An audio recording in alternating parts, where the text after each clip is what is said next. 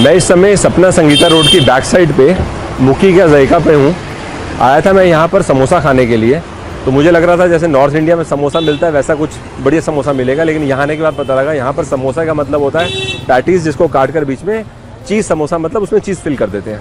मेरे समय चीज़ खाने का बिल्कुल मन नहीं है, इसके लिए मैंने अपने लिए कोल्ड कॉफ़ी ले ली है। मैंने देखा यहाँ पर काफ़ी लोग कोल्ड कॉफ़ी ले रहे थे। फर्स्ट अपील कोल्ड कॉफ़ी की, आप देखिए चॉकलेट कितनी खूबसूरत लग रही है।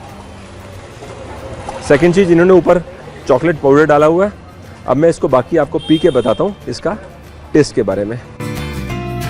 ऐसे शेक करने पे काफ़ी थिक लग रही है कॉफ़ी अंदर से, वेरी नाइस। मेरे को अब 3-4 से पी के आपको डिटेल में बताता हूँ मुझे कैसा लग रहा है। ये कोल्ड कॉफ़ी विद आइसक्रीम है। इसमें आइसक्रीम ऊपर से नहीं डाली गई, आइसक्रीम पहले मिक्स की गई है, उसके बाद दोनों को शेक किया गया है। First observation. सेकंड चीज़, जब हम normally cold coffee with ice cream लेते हैं और आइसक्रीम ऊपर से डालते हैं वनीला, तो उसमें क्या होता है कि वनीला सेपरेट है, कोल्ड कॉफ़ी सेपरेट है, तो मतलब कुल मिला के ना वनीला का एंजॉयमेंट रहती है ना कॉफ़ी की रहती है। ऐसा मुझे अब लग रहा है ये पीने के बाद। आज से पहले क्या होता था, मैं उसको एंजॉय करता था, but now I realise this is a better combination. Crushed ice बिल्कुल नहीं है अंदर, तो क्रस्ट आइस होने से ये नुकसान रहता है कि टेस्ट कॉफ़ी का डाइल्यूट हो जाता है। तो मुझे इसमें क्रस्ट आइस की फीलिंग बिल्कुल नहीं आ रही। ठंडा ज़रूर है but without crust ice. Very thick, बहुत थिक कॉफ़ी है। May be because ice cream vanilla थोड़ी ज़्यादा होगी। मैं ये तो नहीं बोलूँगा कि ये बेस्ट कोल्ड कॉफ़ी है, लेकिन ये ज़रूर बोलूँगा अमंग टॉप 5 है। मैंने जब कोल्ड कॉफ़ी पी है तो उसमें से मेरे टॉप 5 एक्सपीरियंसेस के अंदर ये इंदौर का मुकी का जायका का कोल्ड कॉफ़ी। यहाँ पे काफ़ी सारा मेरे को यूथ क्राउड भी दिखाई दे रहा है। जनरली मैंने देखा कि यूथ क्राउड कहीं पे होता है तो वो वहीं होता है जहाँ पर प्राइस और क्वालिटी का एक डिसेंट मैच होता है। मेरा मन हो रहा है मैं एक गिलास कोल्ड कॉफ़ी और ले लूँ, लेकिन हैवी हो जाएगा। आज के लिए इतना ही। अच्छा एक्सपीरियंस रहा मेरा यहाँ पहुँचना और कॉफ़ी एंजॉय करना।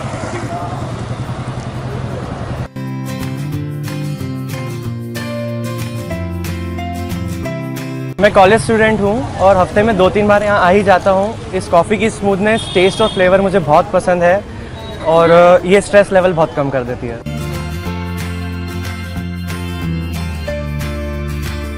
ये बेक समोसा है। इसे नॉर्थ इंडिया में पेटिस के नाम से जाना जाता है, बट मध्य प्रदेश में इसे बेक समोसा कहते हैं। हम कॉलेज स्टूडेंट्स हैं तो वीक में एक या 2 बार इसे खाते हैं और इसे चीज़ के साथ खाने में बहुत मज़ा आता है।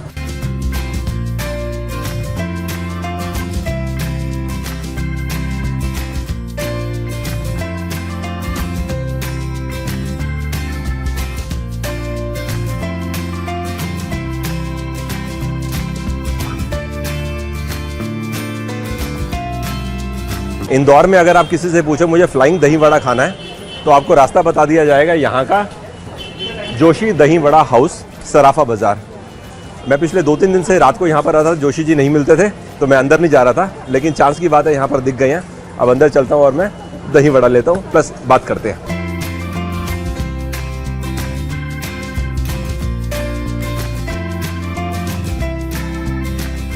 मैंने इंदौर आने से पहले कम से कम जोशी जी के 10 वीडियो देखे थे और 3 चीज़ों का मैं देखना चाहता था अपने सामने।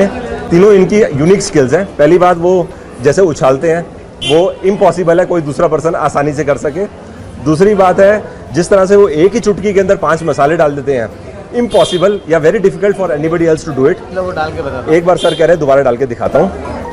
ये नमक, ये लाल मिर्च, ये काली मिर्च, ये जीरा, ये अजवाइन। हाँ, नमक, काली मिर्च, जीरा, अजवाइन एक ही चुटकी के अंदर डाल दिया और तीनों अलग अलग, 5 अलग लग गए।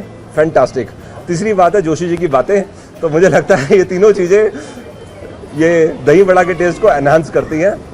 इसमें ना मीठी चटनी डाल दीजिए, फिर भी ये मीठा नहीं होगा, पर मीठा तो गुलाम जब इसमें मोहब्बत मिलाएगा आपके लिए जब होगा।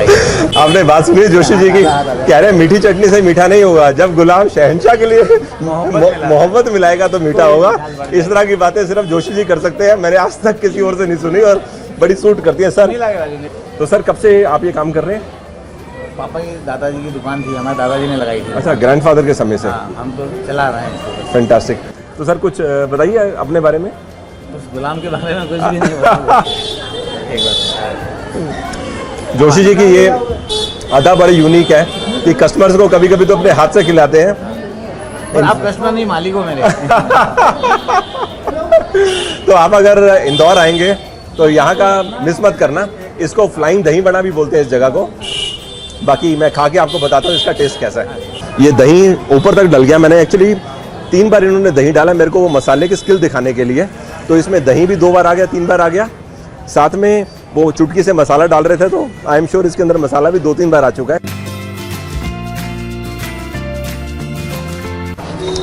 दही का टेस्ट बहुत बढ़िया। जो मैंने दही के 10-12 स्पून लिए हैं उसके हिसाब से पावर पैक मसाले बिल्कुल नहीं है। बड़े सिंपल नमक, जीरा, लाल मिर्च जैसे मसाले हैं इसके अंदर। जोशी जी मुझे बोल रहे हैं इसके अंदर दही और डाल लो। इस दही को टेस्ट करो, आपको आनंद आ जाएगी। अब हाँ, पूरा देखा। जोशी जी कह रहे हैं कोरा दही टेस्ट करो बिना मसाले के, आपको आनंद आ जाएगा। एकदम फर्क है। वो मसाला डालने से मसाला ऊपर पड़ गया था, बट बड़ा बहुत बेहतरीन दही, बहुत बेहतरीन। दही तो है ना नेचुरल फ्रेश है। बाकी खाने वाले ज़्यादा फ्रेश होने को दही खिलाने में आनंद आता है। दही से ज़्यादा फ्रेश। जोशी जी कह रहे हैं अगर खाने वाला इंटरेस्ट ले तो दही खाने का मज़ा और ज़्यादा आता है। भल्ला मैंने भी एक बाइट ली है। ये भल्ला मूंग दाल से बना है, ऐसा मेरे को इन्होंने पहले ही बताया। तो आमतौर पे कहीं पर भल्ला उड़द दाल से बनता है, कहीं मूंग दाल से, लेकिन यहाँ पर मूंग दाल से बनता है। फ्रेश, रिफ्रेशिंग, ओवरऑल 3 बातें वापस। नंबर 1 फ्लाइंग दही वड़ा, नंबर 2 चुटकी से डालना, नंबर 3 जोशी जी की बातें। ये तीनों जगह लोगों को यहाँ पर अट्रैक्ट करती हैं। एक्चुअली इस समय मैं सराफा आया था देखने के लिए कि ये ज्वेलरी मार्केट दिन में दिखती कैसे है, क्योंकि रात में देखा तो मुझे आइडिया था कि रात में सराफा कैसा दिखता है, लेकिन दिन में टोटली डिफरेंट वर्ल्ड है। ये प्योर ज्वेलरी मार्केट है, काफ़ी क्राउडेड एरिया है। कार में तो बिल्कुल नहीं आ सकते, लेकिन स्कूटर, मोटरसाइकिल, साइकिल में या पैदल आ सकते हैं। और जोशी जी दिखाई दिए तो मेरे को लगा अभी बात कर लेते हैं, क्योंकि रात में भरोसा नहीं, मिले ना मिले। बट अच्छा रहा, बातें भी इनकी सुनना अच्छा रहा, साथ में मेरे को ये दही वड़ा भी खाने में मज़ा आ रहा है।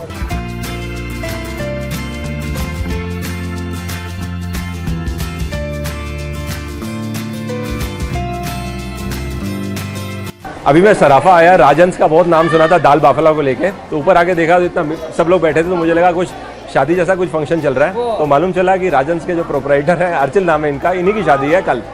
तो आई एम हैप्पी कि मैं शादी के दिन आया। अभी इन्होंने मेरे को बोला मैं मिठाई खिला रहा हूँ शादी की, लेकिन आप पता नहीं दाल बाफला मैं यहाँ का एंजॉय कर पाऊँगा नहीं कर पाऊँगा, क्योंकि मैं 3 दिन बाद वापस जा रहा हूँ। इन्होंने मेरे को बोला आपके जाने से पहले मैं आपको दाल बाफला खिलाऊंगा। I will try my best कि मैं यहाँ पर आऊँ और दाल बाफला खाकर आपको दाल बाफला का टेस्ट बताऊँ। लोग कहते हैं कि यहाँ पर इंदौर का बेस्ट दाल बाफला मिलता है। मेरी तरफ से best wishes, thank you sir, congratulations. Thank you sir. मिठाई मंगवाओ। बिल्कुल सर, आ रही है मिठाई, ये लीजिए। अच्छा मिठाई आ गई है, वेरी नाइस वेरी नाइस। किस चीज़ की मिठाई है ये? हाँ हाँ, लड्डू भी खिला दो शादी की, कोई बात नहीं। सर ये मिठाई लीजिए। किस चीज़ की मिठाई है ये? ये क्या है? रबड़ी सर, रबड़ी? है। अच्छा, फ्रूट रबड़ी, वेरी नाइस, बहुत बढ़िया।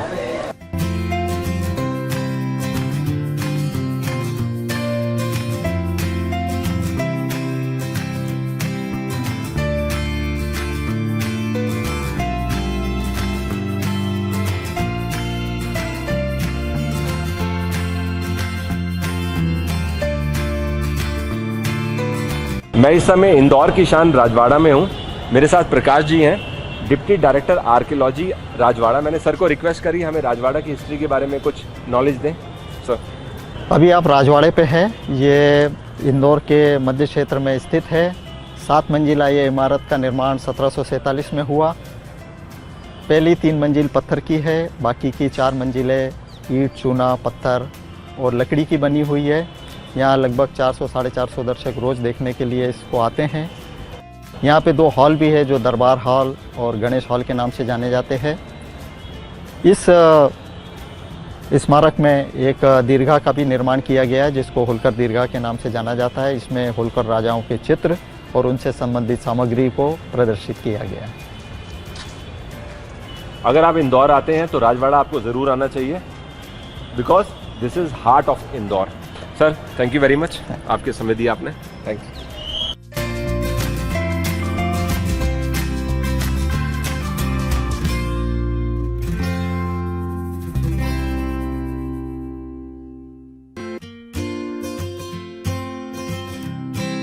सराफा के अंदर इस समय मैं शक्कर बाजार चौक पे हूँ। मैं खाने आया हूँ गराड़ू। पहले मैं आपको गराड़ू दिखा देता हूँ दिखता कैसे है। ऐसा दिखता है, ये विंटर्स में अवेलेबल होता है। इंदौर मध्य प्रदेश में गराड़ू खाया जाता है, लेकिन हिंदुस्तान में बाकी जगह कहाँ मिलता है मेरे को नॉलेज नहीं है। इनफैक्ट मैं 4 चीज़ों के बारे में जानता हूँ जो इससे मिलती जुलती हैं। एक तो ऑफकोर्स आलू है, सेकंड कचालू है जिसका अचार बनता है, थर्ड होता है जिमीकन, चौथी चीज़ होती है शकरकंदी जो स्वीट पोटैटो भी बोलते हैं। ये 4 चीज़ें तो मैं फेमिलियर था, लेकिन यहाँ आने के बाद मुझे पता लगा गराड़ू के बारे में। अभी मैंने आपको गराड़ू दिखाया, मैंने ऑलरेडी गराड़ू का चाट खाने के लिए ऑर्डर दे दिया है। इसको यहाँ पर ये मूंगफली के तेल में तल रहे हैं। खाने के बाद मैं आपको उसका टेस्ट बताता हूँ कैसा है।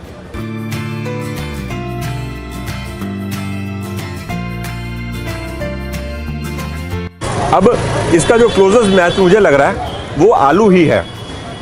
ना ये कचालू जैसा टेस्ट है, ना ये शकरकंदी जैसा टेस्ट है, ना ये जिमीकंद जैसा टेस्ट है, जिसको मैं जिमीकंद बोल रहा हूँ। अभी भी मुझे कन्फ्यूजन है, क्या जिमीकंद और गराड़ू सेम चीज़ है? मुझे नहीं पता। जो यहाँ बेच रहे हैं मैं उनसे फाइंड आउट करूँगा खाने के बाद, लेकिन इसका टेस्ट बड़ा अमेजिंग है। अब यहाँ पर जो बनाया जा रहा है वो बनाया जा रहा है मूँगफली के तेल के अंदर। ऐसा कहते हैं कि इंदौर या मध्य प्रदेश में ओवरऑल मूँगफली का तेल ज़्यादा चलता है। टेस्ट बड़ा मज़ेदार है, क्रिस्पी है बाहर से। एक मुझे बाइट दी जाए आलू चाट की, इमीडिएटली एक बाइट दी जाए मुझे गराड़ू चाट की और बोला जाए इसका डिफरेंस बताओ, शायद मैं आज नहीं बता पाऊंगा अनलेस 5-6 बार मैं गराड़ू खा लूँ और इस टेस्ट को एहसास कर लूँ ये टेस्ट क्या है। अदरवाइज मेरे लिए मुश्किल है। But yes, this is different from आलू, ये बात तो श्योर है, लेकिन एग्जैक्ट क्या डिफरेंस है मैं एक्सप्लेन नहीं कर पा रहा। But all I know is कि इसकी उपज अंडरग्राउंड होती है। मज़ेदार है। इसका नाम जमीकन गराड़ू है। हिंदुस्तान में 2 जगह पैदा होता है, पहला राजस्थान के अंदर होता है, दूसरा मध्य प्रदेश के अंदर एक रतलाम शहर है, उसके अंदर ये फल सबसे ज़्यादा पैदा होता है और स्वादिष्ट होता है ये, और सबसे बढ़िया फल आता है ये।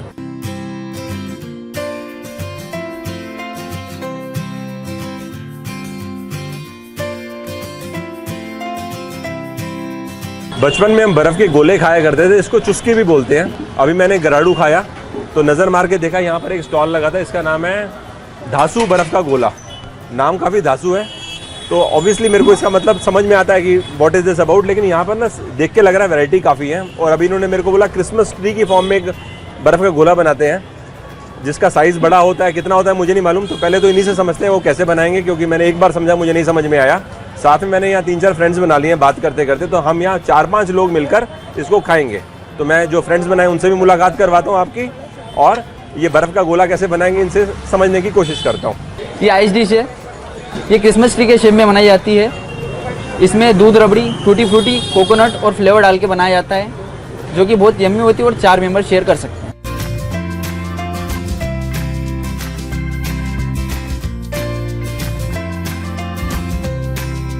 अच्छा, ये 4 मेरे फ्रेंड्स बने इंदौर में, ये यंगेस्ट फ्रेंड है तो हम सब मिलकर इसको खाएंगे यहाँ पर। इसका बनाने का प्रोसेस तो आपने देखा कितना कॉम्प्लिकेटेड था, कितना कुछ डला है। तो भाई आप लोग भी स्पून ले लो, आ जाओ आ जाओ, कम कम कम। इतनी सारी बर्फ़ के अंदर ऐसे रबड़ी डालना, ऊपर चेरी डालना, इतने सारे फ्लेवर, बियॉन्ड इमेजिनेशन है। ये वहीं हो सकता है जहाँ पर फूड पे ह्यूज लेवल पे इनोवेशन होती है।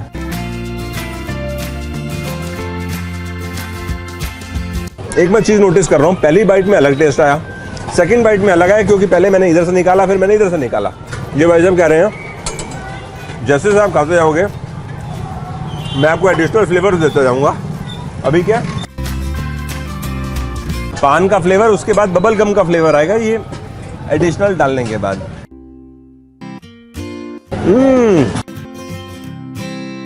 रियल लीची का टेस्ट ऐसा भैया ने बताया कि ये अब आप बाइट लेके दो आएगा। लो लो,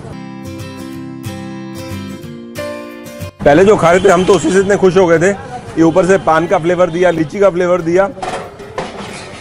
आज तो मतलब ऐसा कह सकते हैं पार्टी हो गई है गराड़ू खाने के बाद च्युइंगम जो आती है जिसको बबल गम बोलते हैं, ये उसका फ्लेवर है। भाई आप कौन सी क्लास में, ये तो बताया नहीं। 7th में। तो आप देखो मेरा दोस्ती कितनी हो गई है 7th क्लास के स्टूडेंट के साथ। एकदम फीलिंग ऐसे आ रही जैसे मैं 7th क्लास में और मैं बबल गम खा रहा हूँ, ऐसी मेरे को फीलिंग आई। स्कूल में खाते थे, उसके बाद खाना बंद कर दिया। अच्छा, अभी और कुछ भी है? मतलब ये तो रुकने को ही नहीं हो रहा है कि हर थोड़ा सा हम खाते हैं उसके बाद कुछ और आ जाता है। ग्रीन एप्पल क्या चीज़ है मुझे समझ में नहीं आ रहा, लेकिन ये जो भी चीज़ है मज़ेदार है।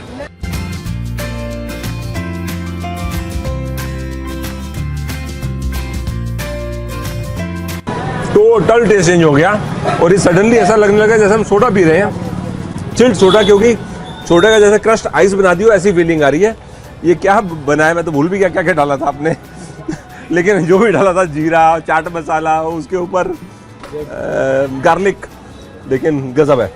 जैसे ये बन रहा था तो मेरे को लग रहा था इसको खाएंगे कैसे, लेकिन जैसे ऊपर से निकालना शुरू किया और जैसे ये फ्लेवर देते गए मैं सोच भी नहीं सकता था इस तरीके से हम 5 लोग मिलकर इसके खाएंगे। बट ये सही बोला, ये एक आदमी के बस की नहीं है। मुझे तो बहुत मज़ा आया। जरा मेरे दोस्तों से भी जानता हूँ इनको कैसा लगा। मज़ा आ गया खा के ये मेरे को। हाँ जी, अरे नंबर 1, क्या बात है, शानदार। चलो गुड, इन सब से दोस्ती भी हो गई, हम सब ने मिलकर इसको एंजॉय भी किया। गुड नाइट, बाकी कल मिलेंगे। नया दिन, नया डेस्टिनेशन, नई शुरुआत।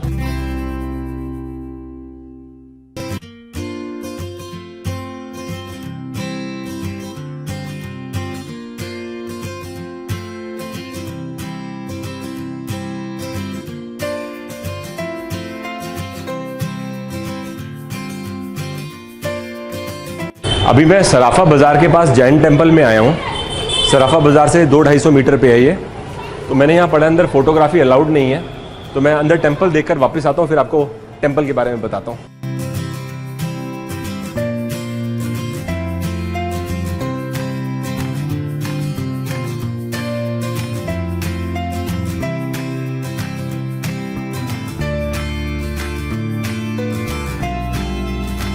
मैं अंदर टेम्पल देखकर आया, बहुत खूबसूरत है। अंदर फोटोग्राफी अलाउड नहीं है तो मैं आपको अंदर का वीडियो व्यू नहीं दिखा सकता, लेकिन ये कांच मंदिर के नाम से भी जाना जाता है। अगर आप इंदौर में किसी को पूछेंगे कांच मंदिर जाना है तो आपको यहाँ का रेफ़र कर देंगे। अंदर मुझे मैनेजर सर मिले थे, उन्होंने बताया कि 100 साल पुराना मंदिर है ये। जो कांच यूज़ किया गया ये बेल्जियम का ग्लास है। इसको बनाने में ईरान और जयपुर के कारीगर ने मिलकर बनाया था। तो हर तरफ कांच है, छत पे भी, ज़मीन पे भी, चारों दीवारों पे भी कांच लगा हुआ है। तो ब्यूटीफुल टेम्पल। अभी मैं थोड़ा और देखता हूँ इसको। ये पहरेदार बना हुआ है, ड्रेस के अंदर छोटे छोटे कांच के पीसेस हैं। अब मैं ज़रा हाथ ऊपर करता हूँ तो हर कांच के पीस के अंदर मेरे को हाथ ऊपर होते हुए दिखाई दे रहे हैं। अगर आप इंदौर आते हैं तो आप टेम्पल विजिट करने आइएगा। टेम्पल के टाइमिंग्स हैं सुबह 10 बजे से शाम को 5 बजे तक।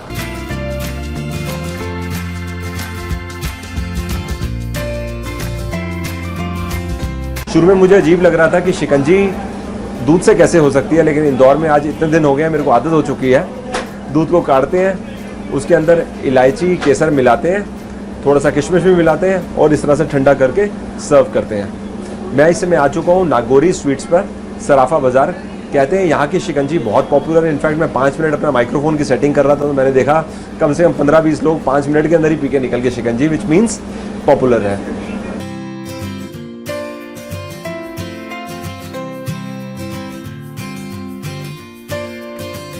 अभी इससे पहले मैंने जो शिकंजी पी उसमें और इसमें फ़र्क है। अब एग्जैक्टली क्या फ़र्क है 1-2 सिप लेके आपको बताता हूँ।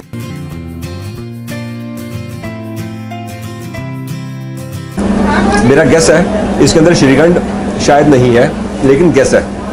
ओनर से फाइंड आउट करूँगा पीने के बाद। बाकी मीठा मेरे को थोड़ा सा स्लाइटली ऑन हायर साइड लग रहा है, मीठा ज़्यादा है, केसर तेज है। आप शिकंजी का कलर देखो,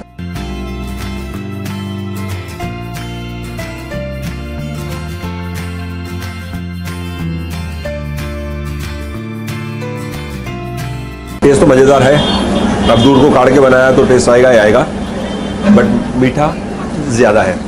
तो अगर आप मीठा पसंद ज़्यादा नहीं करते तो हो सकता है मज़ा ना आए। ये काफ़ी साल पुरानी फ़ोटोग्राफ है, पता लगाता हूँ। मुझे भी ओनर ने बताया कि ये फ़ोटोग्राफ जो लगी हुई है ये कम से कम 60-65 साल पुरानी है।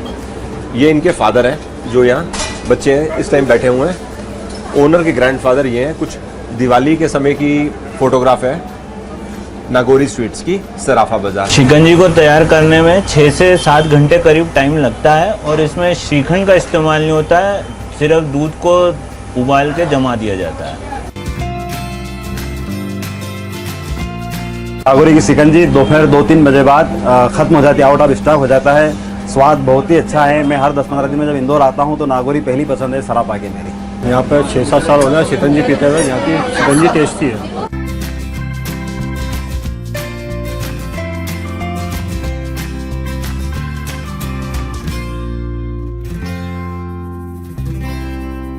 इस समय मैं राजवाड़ा में लाइट एंड साउंड शो देखने के लिए आया हूँ। बैकग्राउंड में आप देख सकते हैं अभी हिंदी शो है 6:45 से 7:45, उसके बाद इंग्लिश शो होगा। शो देख लेने के बाद मैं आपको बताता हूँ मुझे शो कैसा लगा।